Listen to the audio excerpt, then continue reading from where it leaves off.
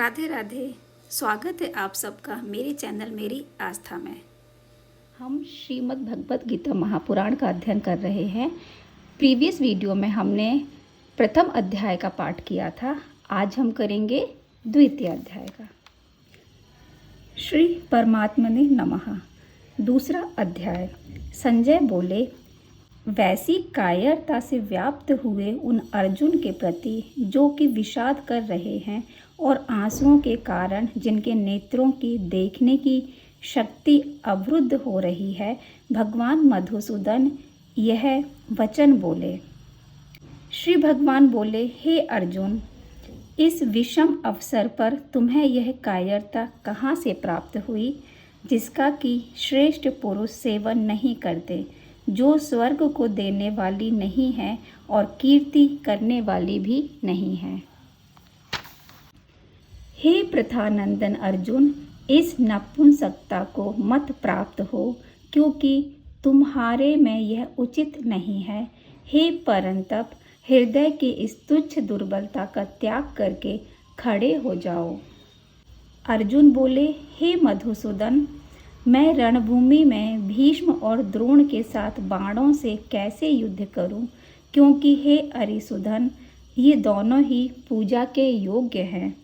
महानुभाव गुरुजनों को न मारकर इस लोक में मैं भिक्षा का अन्न खाना भी श्रेष्ठ समझता हूँ, क्योंकि गुरुजनों को मारकर यहाँ रक्त से सने हुए तथा धन की कामना की मुख्यता वाले भोगों को ही तो भोगूंगा। हम यह भी नहीं जानते कि हम लोगों के लिए युद्ध करना और ना करना, इन दोनों में से कौन सा अत्यंत श्रेष्ठ है, अथवा हम उन्हें जीतेंगे या वे हमें जीतेंगे। जिनको मारकर हम जीना भी नहीं चाहते, वे ही धृतराष्ट्र के संबंधी हमारे सामने खड़े हैं। कायरता रूप दोष से तिरस्कृत स्वभाव वाला और धर्म के विषय में मोहित अंतःकरण वाला मैं आपसे पूछता हूँ कि जो निश्चित कल्याण करने वाली हो, वह बात मेरे लिए कहिए। मैं आपका शिष्य हूँ, आपके शरण हुए मुझे शिक्षा दीजिए। व्याख्या है इसकी, प्रत्येक मनुष्य वास्तव में साधक है, कारण कि 84 लाख योनि में भटकते हुए जीव को भगवान यह मनुष्य शरीर केवल अपना कल्याण करने के लिए ही प्रदान करते हैं। इसलिए किसी भी मनुष्य को अपने कल्याण से निराश नहीं होना चाहिए। मनुष्य मात्र को परमात्म प्राप्ति का जन्म सिद्ध अधिकार है। साधक होने के नाते मनुष्य मात्र अपने साध्य को प्राप्त करने में स्वतंत्र, समर्थ, योग्य और अधिकारी है। सबसे पहले इस बात की आवश्यकता है कि मनुष्य अपने उद्देश्य को पहचान कर दृढ़तापूर्वक यह स्वीकार कर ले कि मैं संसारी नहीं हूँ, प्रत्युत साधक हूँ। मैं स्त्री हूँ, मैं पुरुष हूँ, मैं ब्राह्मण हूँ, मैं क्षत्रिय हूँ, मैं वैश्य हूँ, मैं शूद्र हूँ, मैं ब्रह्मचारी हूँ, मैं ग्रस्त हूँ, मैं वानप्रस्थ हूँ, मैं सन्यासी हूँ आदि मान्यताएं केवल सांसारिक व्यवहार मर्यादा के लिए तो ठीक है, पर परमात्म प्राप्ति में ये बाधक है। ये मान्यताएं शरीर को लेकर हैं। परमात्म प्राप्ति शरीर को नहीं होती, प्रत्युत स्वयं साधक को होती है। साधक स्वयं अशरीरी ही होता है। अर्जुन ने अपने वास्तविक उद्देश्य को पहचान लिया है कि मुझे अपना कल्याण करना है, इसलिए वे युद्ध करने अथवा ना करने की बात न पूछकर अपने कल्याण का निश्चित उपाय पूछते हैं। कारण कि पृथ्वी पर धन धान्य समृद्ध और शत्रु रहित राज्य तथा स्वर्ग में देवताओं का आधिपत्य मिल जाए तो भी इंद्रियों को सुखाने वाला मेरा जो शोक है वह दूर हो जाए, ऐसा मैं नहीं देखता हूँ। संजय बोले, हे शत्रुपातन धृतराष्ट्र, ऐसा कहकर निद्रा को जीतने वाले अर्जुन अंतर्यामी भगवान गोविंद से मैं युद्ध नहीं करूँगा ऐसा साफ साफ कहकर चुप हो गए। हे भरत वंशोद्भव धृतराष्ट्र, दोनों सेनाओं के मध्य भाग में विषाद करते हुए उस अर्जुन के प्रति हंसते हुए से भगवान ऋषिकेश यह वचन बोले। श्री भगवान बोले, तुमने शोक न करने योग्य का शोक किया है और विद्वता पंडिताई की बातें कह रहे हो, परंतु जिनके प्राण चले गए हैं उनके लिए और जिनके प्राण नहीं गए हैं उनके लिए पंडित लोग शोक नहीं करते। व्याख्या।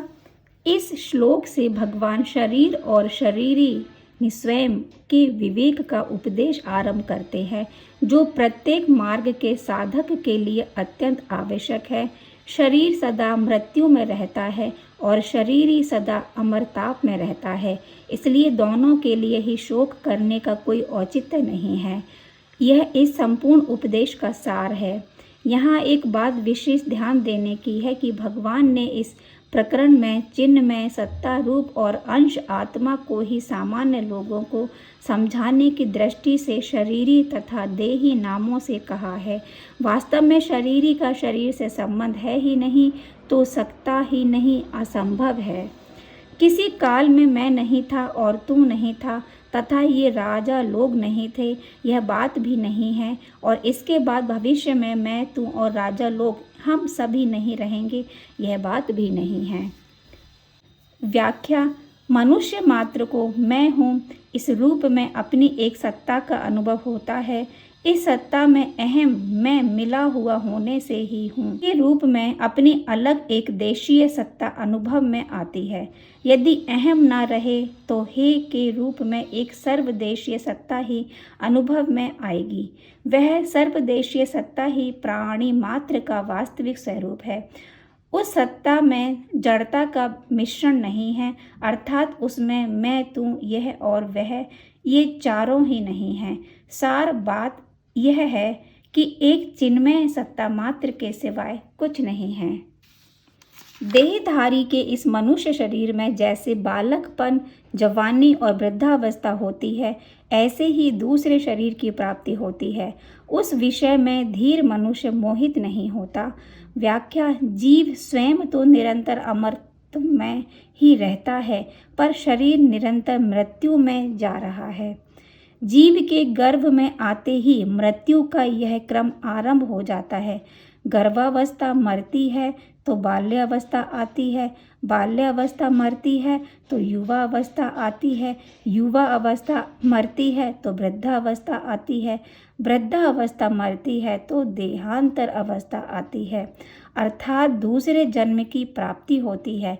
इस प्रकार शरीर की अवस्थाएं बदलती हैं, पर उसमें रहने वाला शरीर ज्यों का त्यों रहता है। कारण यह है कि शरीर और शरीरी दोनों के विभाग ही अलग अलग हैं। अतः साधक अपने को कभी शरीर ना माने। बंधन मुक्ति स्वयं की होती है, शरीर की नहीं। हे कुंती नंदन, इंद्रियों के विषय तो शीत और उष्ण, अनुकूलता और प्रतिकूलता के द्वारा सुख और दुख देने वाली है, तथा आने जाने वाले और अंत्य है। हे भरत वंशोद्भव अर्जुन, उनको तुम सहन करो। व्याख्या। संसार की समस्त परिस्थितियां आने जाने वाली, मिलने बिछोड़ने वाली हैं। मनुष्य यह चाहता है कि सुखदायी परिस्थितियां बनी रहें और दुखदायी परिस्थिति ना आए, परंतु सुखदायी परिस्थिति जाती ही है और दुखदायी परिस्थिति आती ही है। यह प्राकृतिक नियम है अथवा प्रभु का मंगलमय विधान है।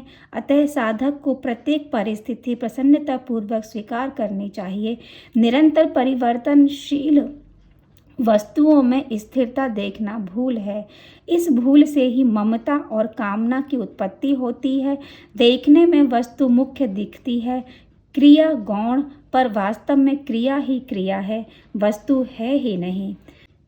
कारण कि हे पुरुषों में श्रेष्ठ अर्जुन, सुख दुख में सम रहने वाले जिस बुद्धिमान मनुष्य को ये मात्रा स्पर्श पदार्थ विचलित सुखी दुखी नहीं करते, वह अमर होने में समर्थ हो जाता है, अर्थात वह अमर हो जाता है। व्याख्या। मिले हुए और बिछुड़ने वाले शरीर को मैं मेरा तथा मेरे लिए मानना मनुष्य की मूल भूल है। यह भूल स्वतः स्वाभाविक नहीं है, प्रत्युत मनुष्य के द्वारा रची हुई कृत्रिम है। अपने विवेक को महत्व न देने से ही यह भूल उत्पन्न होती है। इस एक भूल से फिर अनेक तरह की भूलें उत्पन्न होती हैं। इसलिए इस भूल को मिटाना बहुत आवश्यक है और इसको मिटाने की जिम्मेदारी मनुष्य पर ही है। इसको मिटाने के लिए भगवान ने मनुष्य को विवेक प्रदान किया है।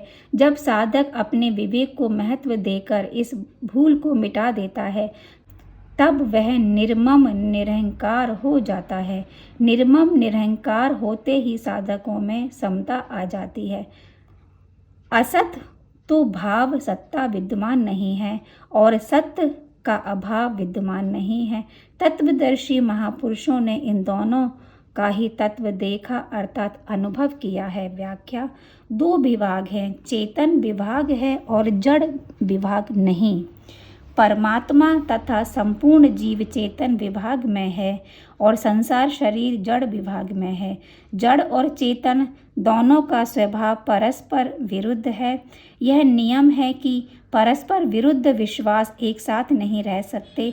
इसलिए है पर विश्वास होते ही नहीं का विश्वास निर्जीव हो जाता है और नहीं से विश्वास उठते ही है का विश्वास सजीव हो जाता है।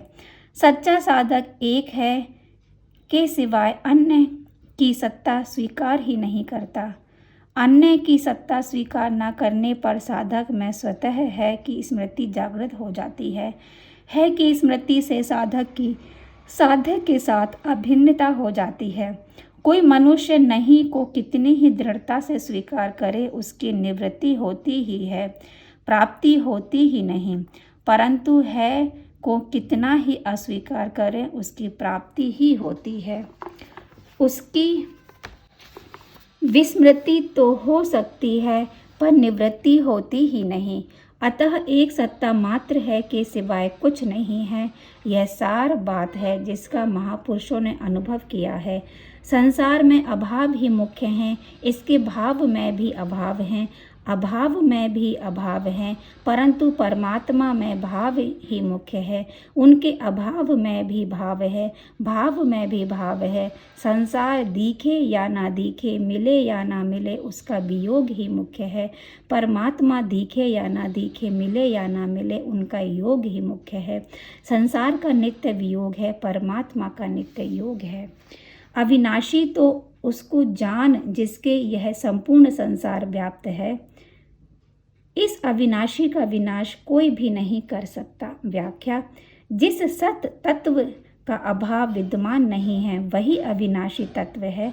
जिससे संपूर्ण संसार व्याप्त है, अविनाशी होने के कारण तथा संपूर्ण जगत में व्याप्त होने के कारण उसका कभी कोई नाश कर सकता ही नहीं।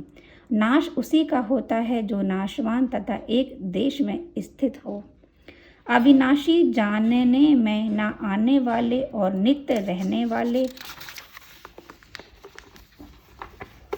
इस शरीर के देह अंत वाले कहे गए हैं। इसलिए हे अर्जुन, तुम युद्ध करो।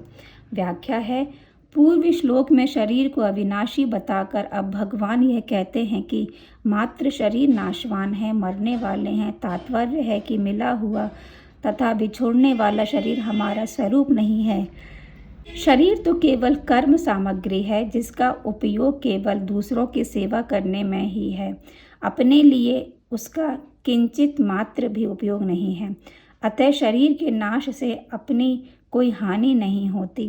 जो मनुष्य इस अविनाशी शरीर को मारने वाला मानता है और जो मनुष्य इसको मरा मानता है, वे दोनों ही इसको नहीं जानते, क्योंकि यह न मारता है और न मारा जाता है।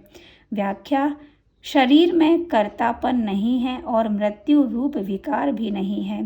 कर्तापन आदि सभी विकार प्रकृति से माने हुए संबंध मैंपन में ही है। यह शरीर न कभी जन्मता है और न मरता है तथा यह उत्पन्न होकर फिर होने वाला नहीं है। यह जन्म रहित, नित्य निरंतर रहने वाला, शाश्वत और अनादि है। शरीर के मारे जाने पर भी यह नहीं मारा जाता। व्याख्या: उत्पन्न होना, सत्ता वाला दिखना, बदलना, बढ़ना, घटना और नष्ट होना, ये 6 विकार शरीर में ही होते हैं। शरीरी में ये विकार कभी हुए नहीं, कभी होंगे नहीं, कभी हो सकते ही नहीं। शरीरी कभी उत्पन्न नहीं होता, ना जायते अजह, उत्पन्न होकर विकारी सत्ता वाला नहीं होता। अयम भूत्वा भविता वा न भूयः, यह बदलता नहीं। शाश्वतः, यह बढ़ता नहीं। पुराणः, यह क्षीण नहीं होता। नित्यः, और यह मरता नहीं। ना म्रियते न हन्यते, हन्यमाने शरीरे। मुख्य विकार दो ही हैं, उत्पन्न होना और नष्ट होना। अतः प्रस्तुत श्लोक में इन दोनों विकारों का शरीरी में दो दो बार निषेध किया गया है, जैसे न जायते म्रियते और अजह न हन्यते हन्यमाने शरीरे। हे प्रथानंदन, जो मनुष्य इस शरीरी को अविनाशी, नित्य, जन्म रहित और अव्यय जानता है, वह कैसे किसको मारे और कैसे किसको मरवाए। व्याख्या है, शरीर को किसी भी क्रिया से शरीरी में किंचित मात्र भी कोई विकार उत्पन्न नहीं होता। अतः शरीरी किसी भी क्रिया का ना तो कर्ता तथा भोक्ता बनता है, ना कार्यता ही बनता है।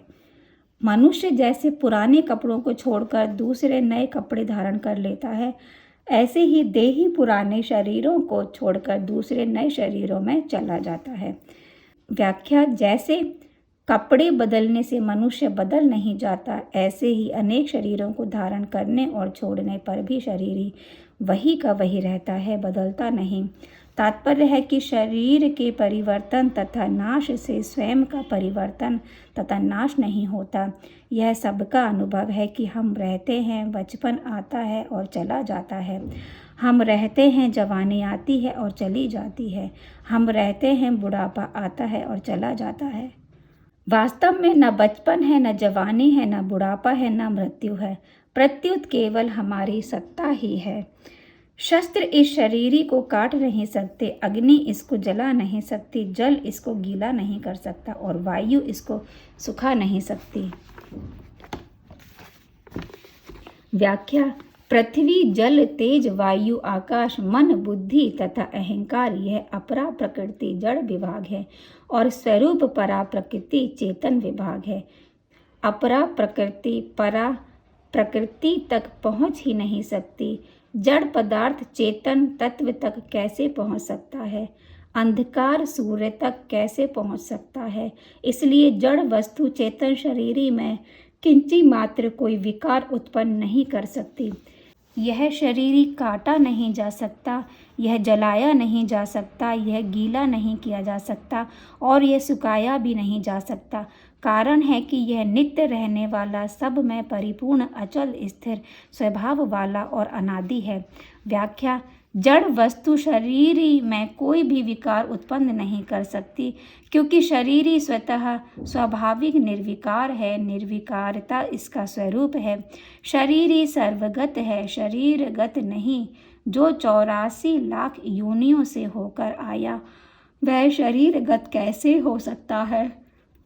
जो सर्वगत है वह शरीरगत एक देशीय नहीं हो सकता और जो शरीरगत है वह सर्वगत नहीं हो सकता। यह देही प्रत्यक्ष नहीं दिखता, यह चिंतन का विषय नहीं है और यह निर्विकार कहा जाता है। अतः इस देही को ऐसा जानकर शोक नहीं करना चाहिए। व्याख्या, साधक का स्वरूप अव्यक्त है, परंतु शरीर रूप से वह अपने को व्यक्त मानता है। यह साधक की मूल भूल है। इस भूल का प्रायश्चित करने के लिए 3 बातें हैं। साधक अपनी भूलों को स्वीकार करे कि अपने को शरीर मानकर मैंने भूल की। साधक अपनी भूल का पश्चाताप करे कि साधक होकर मैंने ऐसी भूल की। और साधक यह निश्चय करे कि अब आगे मैं कभी ऐसी भूल नहीं करूँगा। शरीरी सत्व तत्व का अनुभव तो किया जा सकता है, पर वर्णन नहीं किया जा सकता। उसका जो भी वर्णन या चिंतन किया जाता है वह वास्तव में प्रकृति का ही होता है। एक बार शरीरी का अनुभव होने पर फिर मनुष्य सदा के लिए शोक रहित हो जाता है। हे महाबाहो, अगर तुम इस देही को नित्य पैदा होने वाला अथवा नित्य मरने वाला भी मानो तो भी तुम्हें इस प्रकार शोक नहीं करना चाहिए।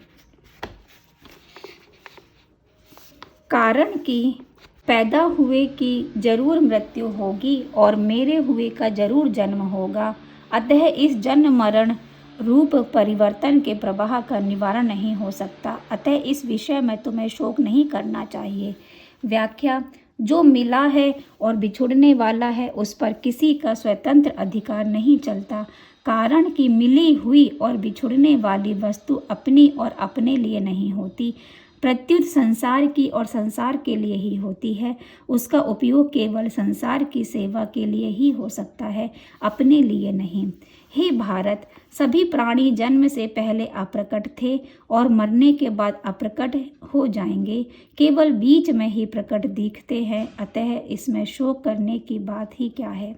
व्याख्या: शरीर ही स्वयं अविनाशी है, शरीर विनाशी है। स्थूल दृष्टि से केवल शरीरों को ही देखें तो वे जन्म से पहले भी हमारे साथ नहीं थे और मरने के बाद भी वे हमारे साथ नहीं रहेंगे। वर्तमान में वे हमारे साथ मिले हुए से दिखते हैं, पर वास्तव में हमारा उनसे प्रतिक्षण वियोग हो रहा है।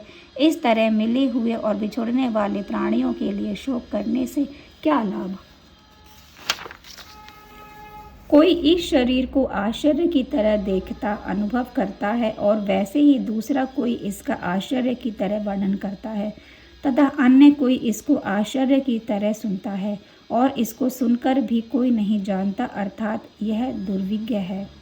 व्याख्या: यह शरीर ही इतना विलक्षण है कि इसका अनुभव भी आश्चर्यजनक होता है और वर्णन भी आश्चर्यजनक होता है और इसका वर्णन सुनना भी आश्चर्यजनक होता है, परंतु शरीर का अनुभव सुनने मात्र से अर्थात अभ्यास से नहीं होता, प्रत्युत स्वीकार करने से होता है। इसका उपाय है चुप होना, शांत होना, कुछ ना करना।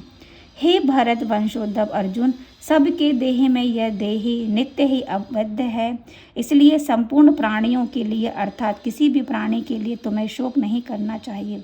व्याख्या: प्राणी मात्र परमात्मा का अंश है। मैं वांशो जीवलोके, ईश्वर अंश जीव अविनाशी। मानस उत्तर। व्याख्या: प्राणी मात्र परमात्मा का अंश है। ममे वांशो जीवलोके, ईश्वर अंश जीव अविनाशी। परमात्मा का अंश होने के नाते इसका कभी नाश हुआ ही नहीं, कभी नाश होगा ही नहीं, कभी नाश हो सकता ही नहीं। अविनाशित्व, ज्ञान और आनंद शरीर के गुण नहीं है, प्रत्युत स्वरूप है। शरीर केवल कर्म करने का तथा उसका फल भोगने का उपकरण है। अतः शरीर का संबंध नाशवान संसार के साथ है, क्योंकि यह संसार का ही अंश है। व्याकरण की दृष्टि से देखें तो मतुप इनी आदि प्रत्यय 6 अर्थों में प्रयुक्त होते हैं।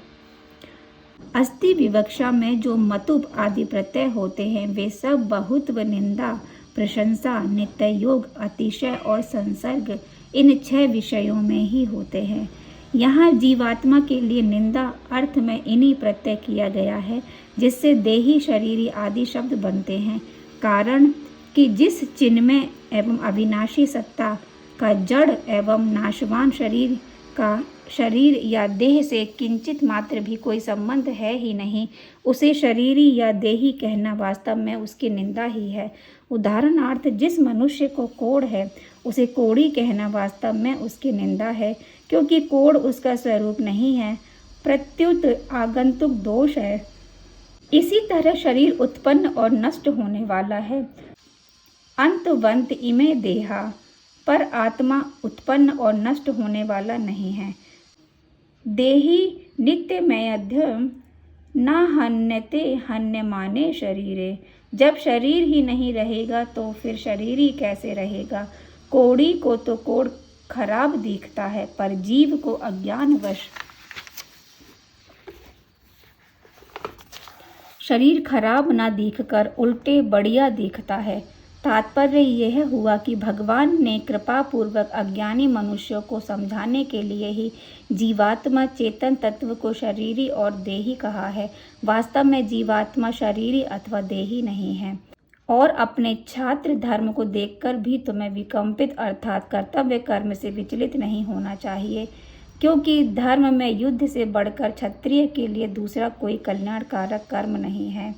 व्याख्या: यदि साधक की रुचि, विश्वास और योग्यता ज्ञान योग्य की नहीं है तो उसे कर्म योग का पालन करना चाहिए, कारण कि ज्ञान योग्य और कर्म योग्य दोनों का फल एक ही है।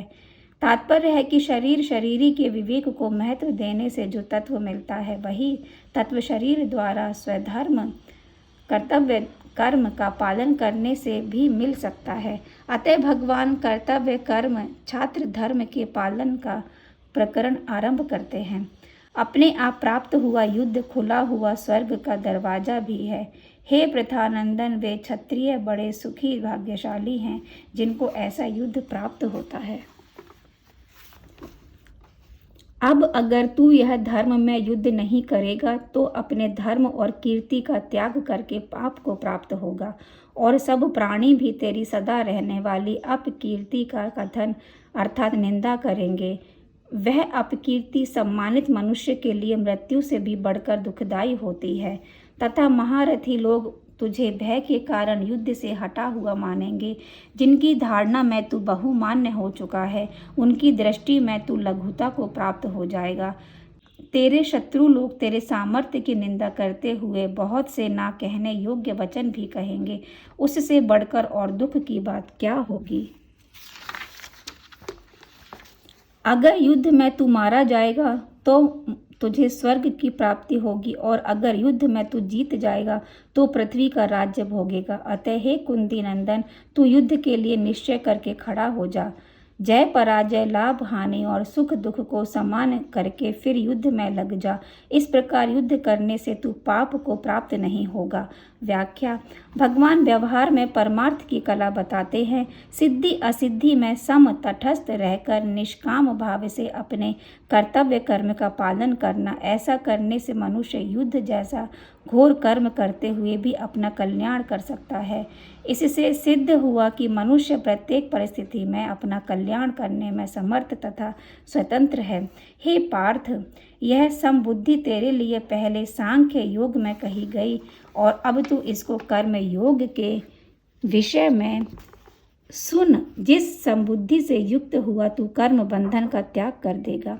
व्याख्या: भगवान ने 31वें से 37वें श्लोक तक कर्तव्य विज्ञान धर्मशास्त्र अर्थात कर्म का वर्णन किया। अब इस 39वें श्लोक से 53वें श्लोक तक योग विज्ञान मोक्ष शास्त्र अर्थात कर्म योग का वर्णन करते हैं।